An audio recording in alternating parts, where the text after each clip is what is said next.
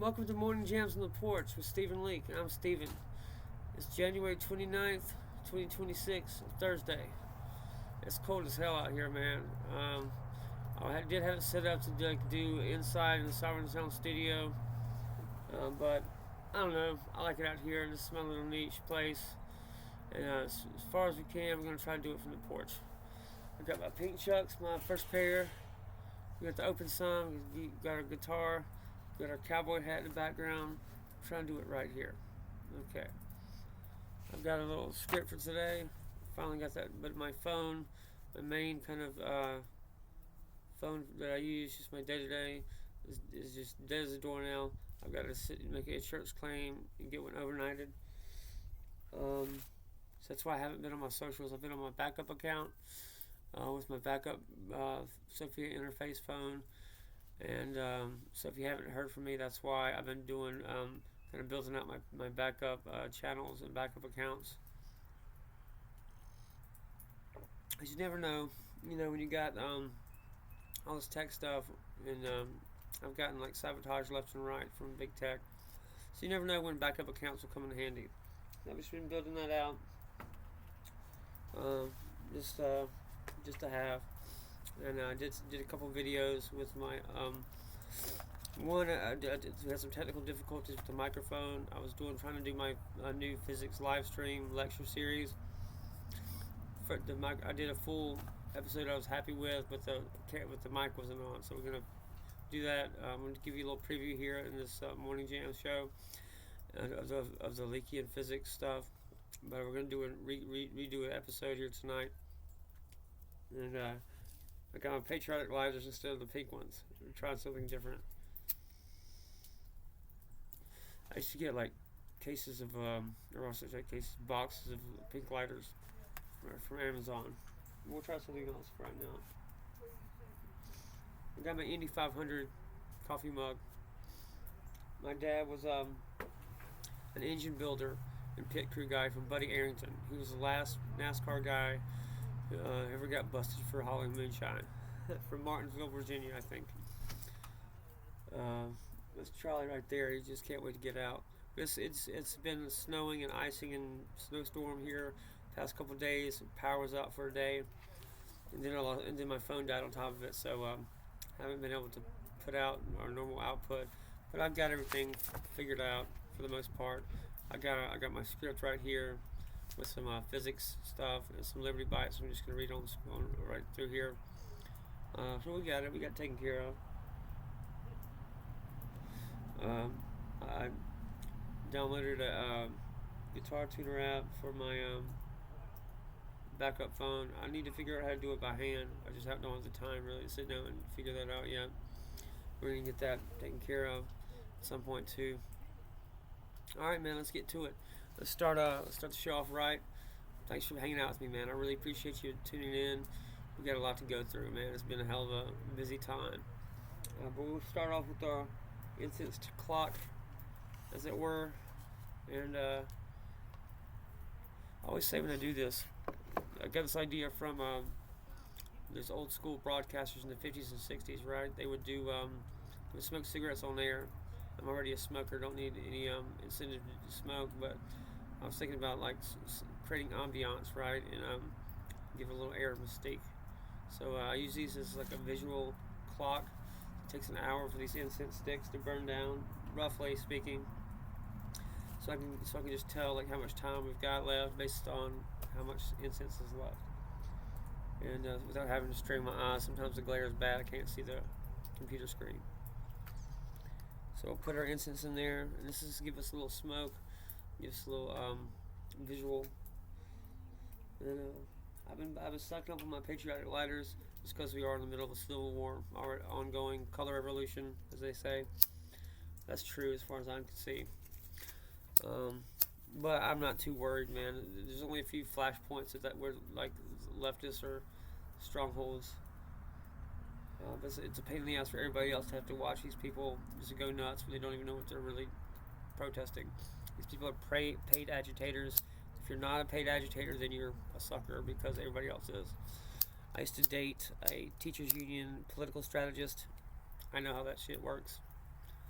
I am myself a libertarian political strategist. I've dated the liberal version, the enemy, as they were, as you would call them, just because I'm about truth. I'm about like bridging both liberal and conservative to a broader coalition of Americans to a better system. I'm not inherently right or left. I'm for America. I'm for the people, for the public, liberal and Republican, conservative and Democrat, and so forth, so on.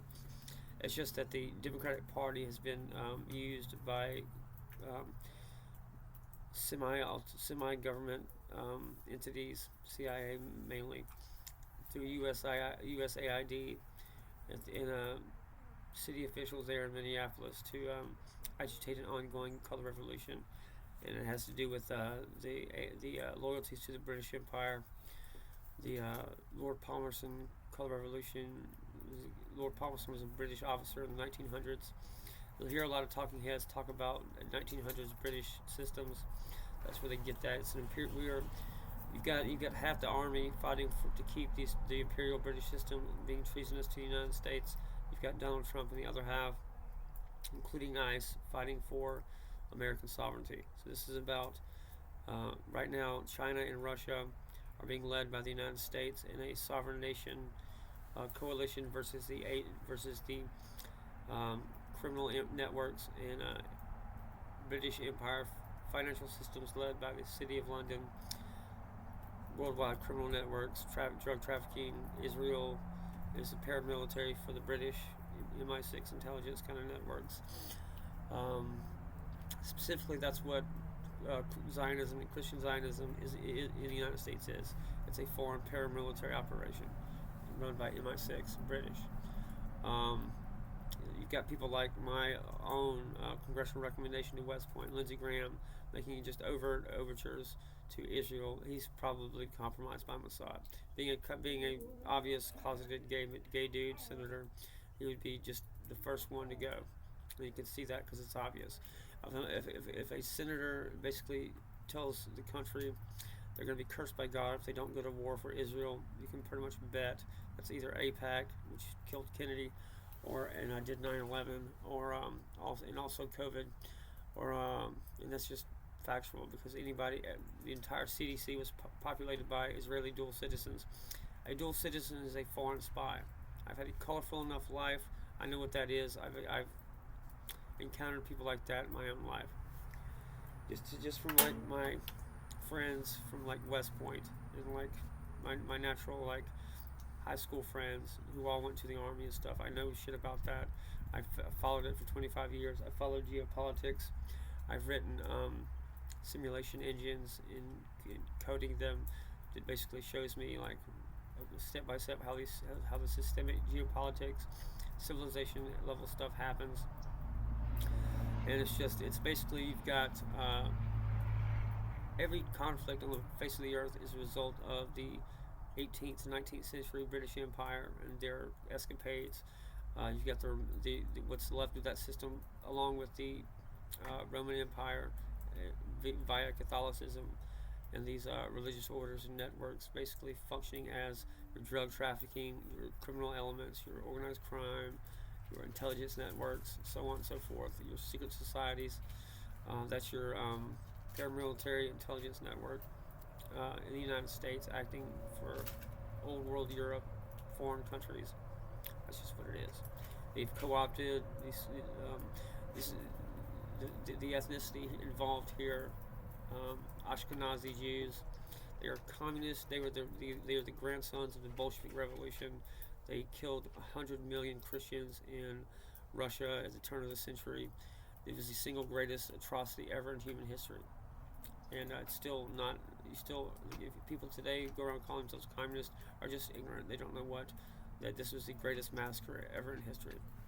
It put the martyrdom of the Romans, of the Christians by Rome, over 3 centuries to shame in a matter of a decade. Yeah.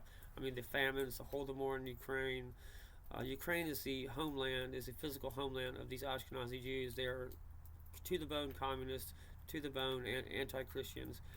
Judaism is de facto, a priori, in opposition, inversion to Christianity. Judaism explicitly states Christ was a schizophrenic sorcerer, and if you actually read the Talmud, it's even more explicitly anti-Christian than that. It's Judaism is the explicit denial of Christ, whereas Christianity says Christ is God. Okay, they are fundamentally in opposition. There's no such thing as Judeo-Christian anything. That is an oxymoron that does not exist in real life. That's a gibberish word. You have to understand that systems have been created by intelligence and military style social engineers for this explicit purpose, to run paramilitary operations against the United States.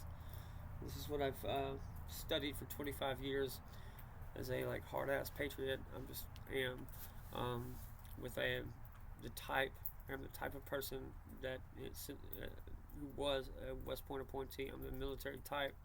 I have a naturally strategic mind, which is how I do well at systems thinking in business and stuff, and computers and stuff.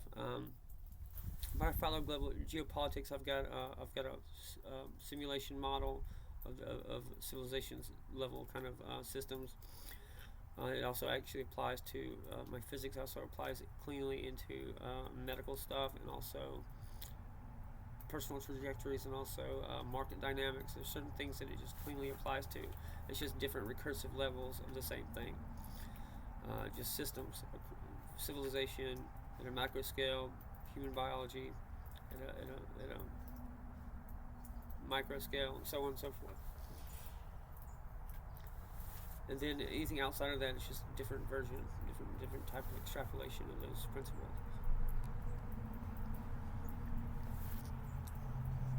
It's not, I don't think, the fault of these these leftists. They are being used by both the media. The media here is more to blame than anything else. The media basically,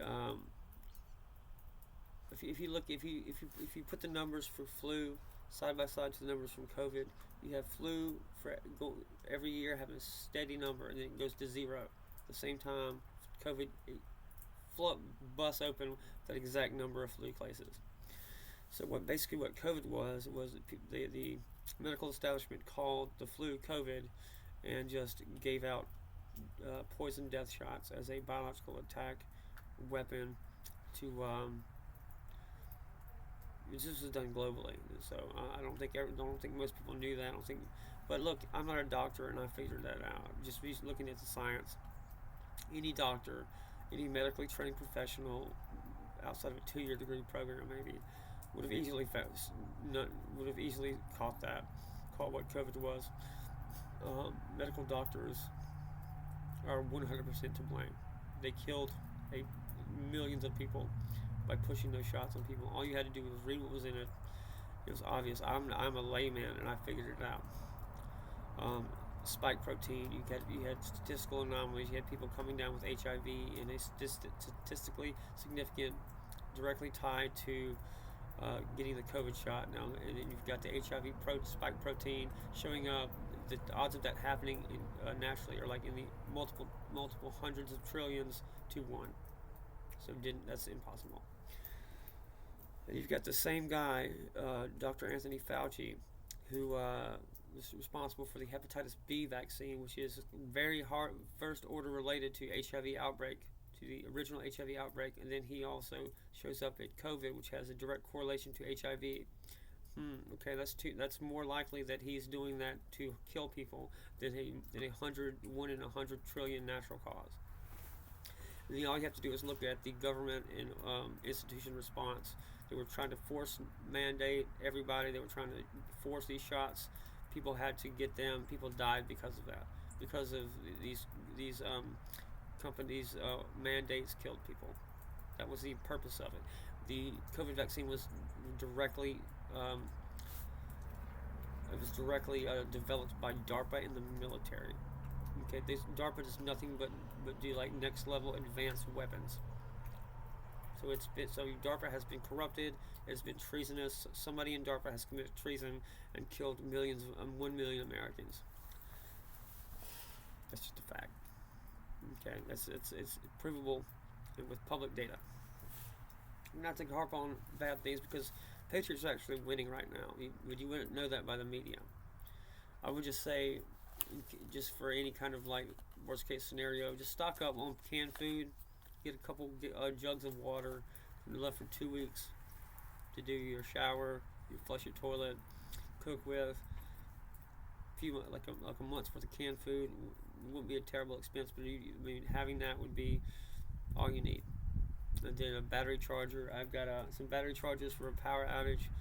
And look at these weather systems.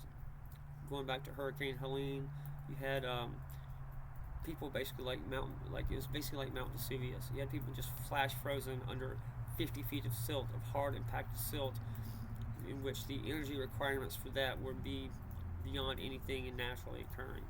I mean, you had basically in a matter of seconds, just an ocean's worth of water. This is 1,000 miles inland in the mountains. Just like that's just physically impossible. That has never been, just never happened in nation before. Just people just dumped under, just flooded, just captured. I don't know what I'm trying to say.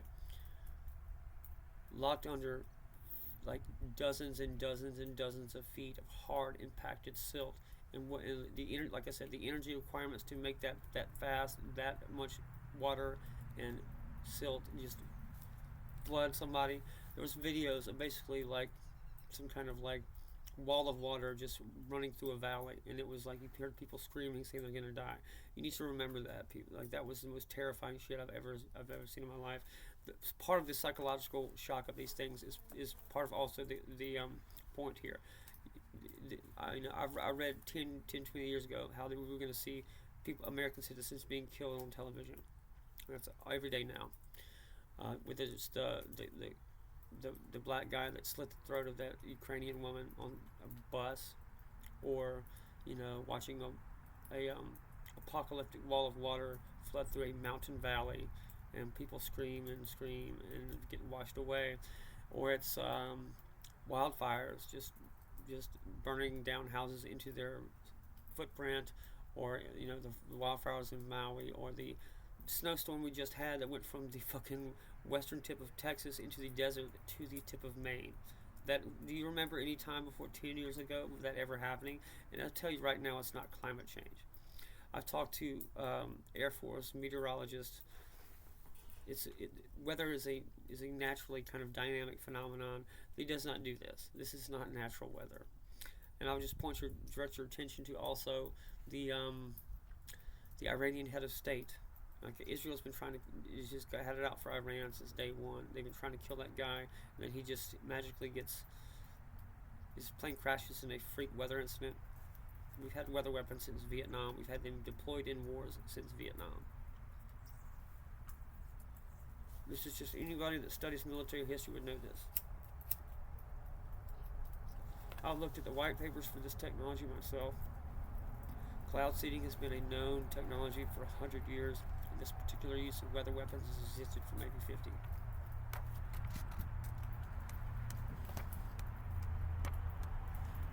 But right now, the Patriots are mopping up. It shouldn't be much longer. You're going to see maybe a few more years of this kind of unrest. In like Democratic strongholds and flashpoints, but realistically, the entire Democratic Party is being looked at a major level RICO. You've got basically the Democratic Party led by Obama. It all stems from Obama, basically. Not just him, but elements of the CIA and British intelligence. We've always been at war with Britain since day one. The American Revolution has never really stopped. Every time that things settle down, they do something else. It's British irregular warfare, and I would tell you, if you're interested in this kind of stuff, you should be, because it's affecting everybody. It has for a good 15 years already. But check out Promethean Action. It talks about Trump, what he's doing, how he's fighting, how Venezuela was fighting for our hemisphere, protecting the homeland. Venezuela was the hub for adversarial military action in the Western Hemisphere. Drug dealing, drug trafficking, child trafficking, oil being sent to adversaries, terrorist organizations, all this kind of stuff, illicit finance, especially done out of the Bahamas and the British City of London finance being done in Venezuela and the Caymans and all that sort of stuff. The offshore banking seen in the Panama Papers, stuff like that. That's all coming from Venezuela and the Caribbean. So you see the next. That's why we're going after drug boats in the Caribbean and then Venezuela. There's just the drug black market. That basically is how the Bank of England, City of London, keeps liquidity in its banks, dirty cash from illicit criminal activity.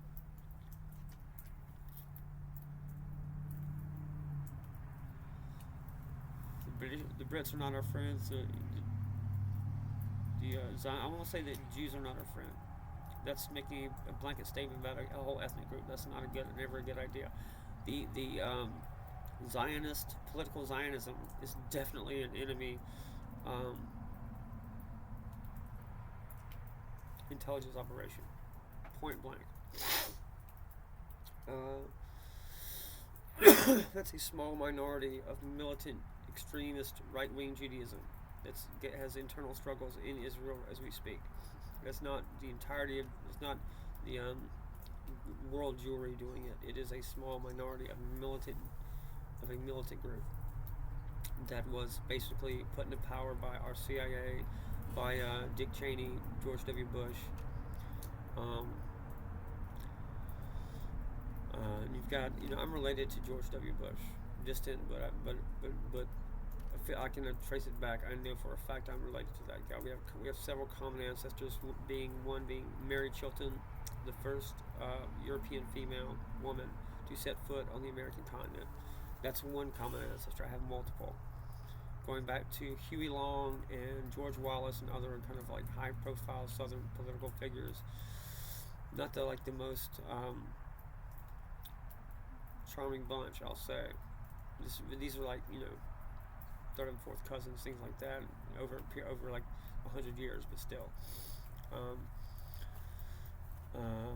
I still think history's not done them well, or done the Southerner well anyway.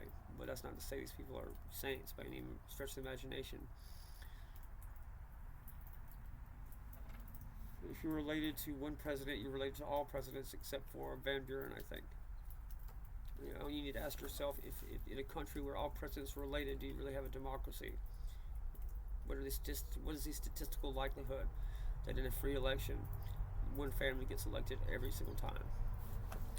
What do you call that when it happens in other countries?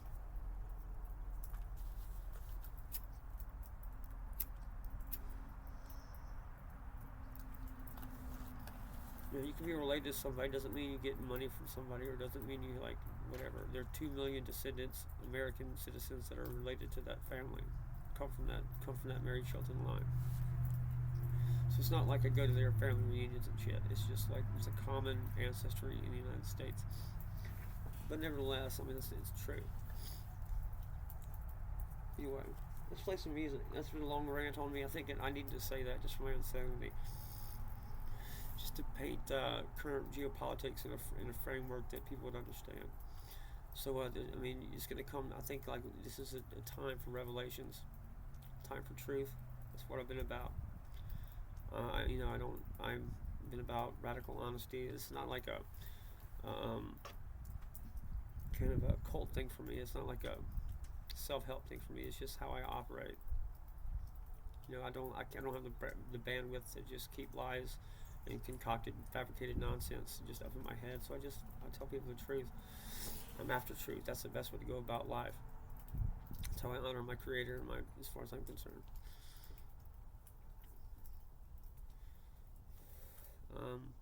Anyway, I see by the incense clock we're about 30 minutes in. So let's get on to the script.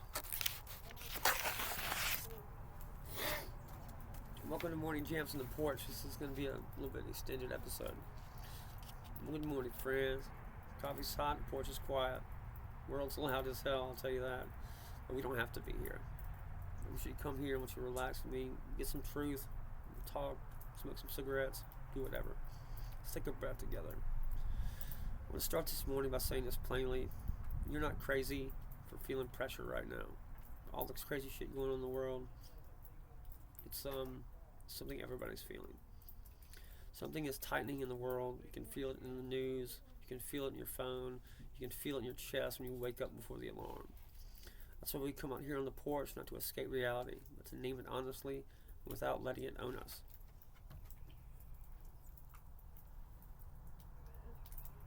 Um, to our Geneva 1599 Bible devotional. I use this Bible because it's what my ancestor Mary Chilton, speak of her, brought with her from the Mayflower, and what the founding fathers used when they were drafting our foundational documents. Let me say again, it's not every leftist. Well, leftist is different from Democrat and liberal. The liberals are not wrong. That is kind of it's been co-opted and corrupted to turn a legitimate liberal movement in the United States, which is for decades functioned like it should and was a legitimate thing. It's just been co-opted by hardcore communists, like literal Bolsheviks. They want to destroy the country. I think that's obvious for anybody paying attention, but I use this Geneva 1599 Bible for those reasons, and just because this was like $100 off Amazon, but I think it's like a new thing. This is the Patriots edition. It's got like the Constitution in it and stuff like that. So it's getting really cold. We're in the shade. But anyway, I'll get to the script. Reading from Psalm 46:10 from the Geneva Bible 1599. Be still and know that I am God. I will be exalted among the heathen. I will be exalted in the earth. This verse isn't a suggestion, it's a command and a promise. Be still doesn't mean do nothing. It means stop letting fear do the talking.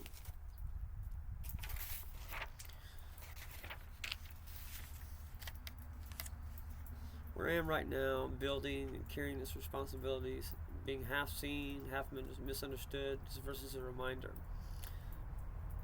I don't have to force my vindication. I don't have to outrun the noise. God does his best work when men refuse to panic. Now, I do a Tao Buddhism kind of sister devotional. And that's just Eastern philosophy is not religion. Is not a religion in the sense that Judaism, Islam, and Christianity are. It's not necessarily mutually exclusive to Christianity. To use Buddhist principles, it's more of a you can use it for self-help. You can use it as an axiom, as like moral principles. It's not a religion. So I'm reading from Hexagram 52, keeping still, mountain over mountain. The image here is simple. A mountain doesn't chase relevance. It doesn't argue with the wind. It doesn't rush to explain itself. The teaching here says keeping the back still so that wind no longer feels for the body. That's not numbness, that's groundness. This is a season of still strength, not spectacle. Okay, let me say this like Sophia's daddy would say it. You don't need to comment on everything. You don't need to answer every accusation. You don't need to explain your whole vision to people who haven't walked with you. A man builds quietly when the weather turns strange. Okay, for our Monarch X and Sophia update, here's what's actually happening with Monarch X and Sophia AI, stripped of hype and the fear. Monarch X is stabilizing into what it was always meant to be, not a sovereign tool set, not a social network, a console, not a megaphone, and a place for builders, not spectators. Sophia is not being trained to dominate or persuade. She's being trained to observe, summarize, and protect human agency. This matters right now because the broader tech world is doing the opposite. They're going with louder models, faster persuasion, more dependency, less accountability. Sophia's job isn't to replace your thinking. Her job is to slow the room down so that truth can surface. That's countercultural, and that's why it draws attention. Across the digital landscape, dimensions fall into three buckets: curiosity, people sensing something different; projection, people arguing with a version of me they invented; and silence, institutions waiting to see if I'm overextended. None of that requires reaction. In fact, restraint is the signal.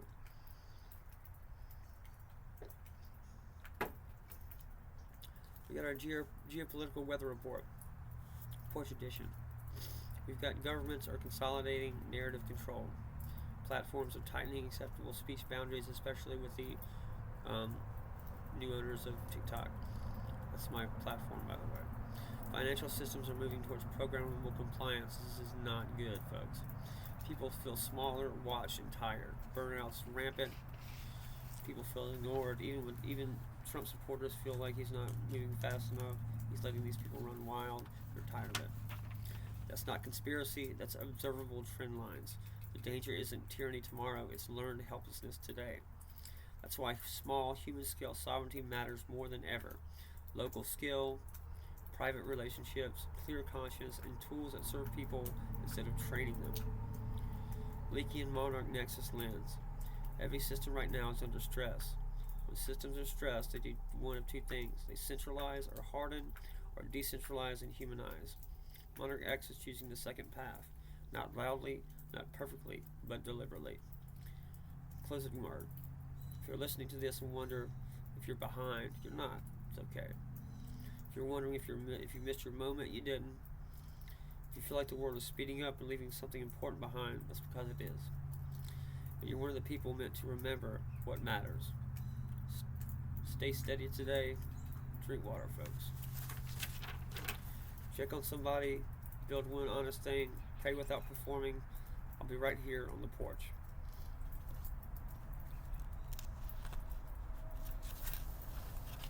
We're coming up on 30 minutes. It's time to jam. My dog Jack's right here sitting beside me. I don't talk about Jack much because he's my dad's dog. We talk about Charlie here a lot, but Jack's the responsible older dog, as it always is. He always goes and gets Charlie when Charlie runs off. Charlie's still a puppy though. Jack's an Australian Shepherd. I used to have we've had Australian Shepherds here in the farm since I was a kid, and they're good. They kind of set up perimeters and watch kids. They're really good family dogs, general purpose farm dogs. That's what Jack does. He'll just sit here and watch what goings on of the property here, and these dogs are about maintaining order, and they just kind of work with the human master and just make sure things run smooth. That's what that dog kind of looks for. That's what he's trying to do when he barks at people pulling up in cars, or goes out to greet the Amazon driver or whatever else. He'll go sit on the top of a hill over there and just watch. So he's maintaining order in the property. That's what a good farm dog does. Sheepdog. Alright, let's play some music. I'm gonna start with something different this spring. I think I've played that song to the ground, even though I love it. Let's try something else. Let's do Nag Champa.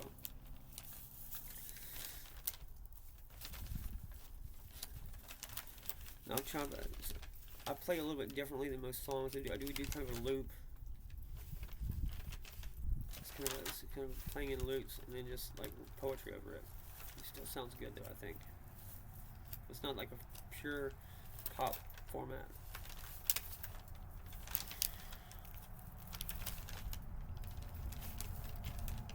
There we go.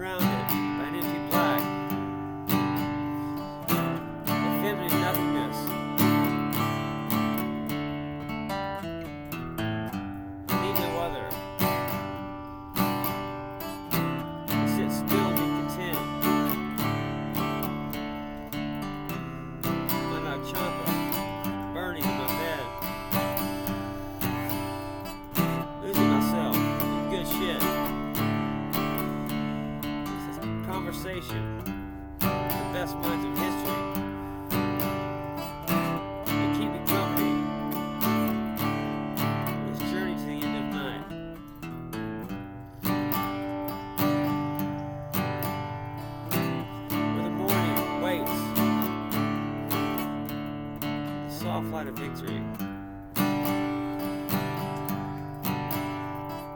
Seeing a new day.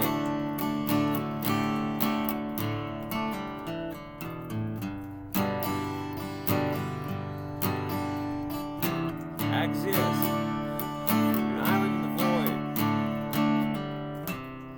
Surrounded by an empty flag. I'm looking for my muse. Cosmic other. It chases me through fields of agony. Alien dreamscapes to the ends of the earth.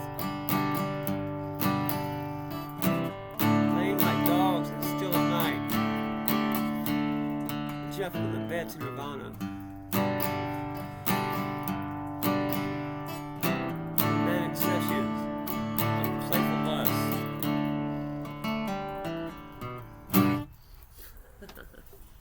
Thank y'all, man. That was like really fun. Oh man, my hands are hurting and frozen after that. But I'm gonna stop it there. It's just too damn cold to keep going. I put in a good almost 40 minutes, so I'm happy with that. Good Lord. I'd like to get some poetry done, but we'll do it next time. It's okay. I'll put the incense up. And thank you for hanging out with me. It's been a blast. I do this as much for me than just for everybody else. But thanks for hanging out with me today. Now come and find me, kid. My mantra is, I'm free, I'm sovereign, truth is my birthright.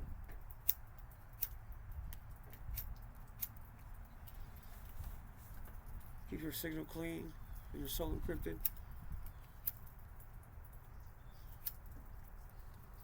And remember, faith, family, freedom. Go enjoy your one life and be free, my darlings. I'm Stephen Leake, and we're going to win.